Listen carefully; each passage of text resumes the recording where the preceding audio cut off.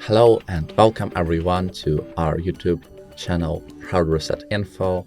I wish you a great day, and now I will show you how to set up a local account in Windows 11. So to start, you should click on this start icon with Windows logo and find the settings application. Usually it is in pinned panel. After clicking on that, we will find here in left panel button accounts with this green man. Clicking on it, and down below you'll find a new button, family and other users. You should click on it even if you don't have a family.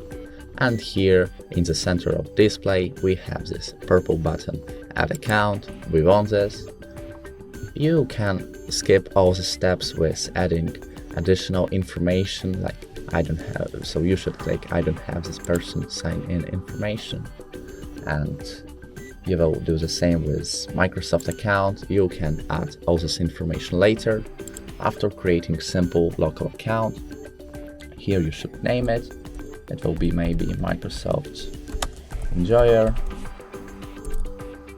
and you can add your password. I won't do this now. And here you have your new local account, Microsoft Enjoyer. What a beautiful name. So that's all. If this video was helpful, please support our channel by clicking like and subscribe buttons, and again, have a great day.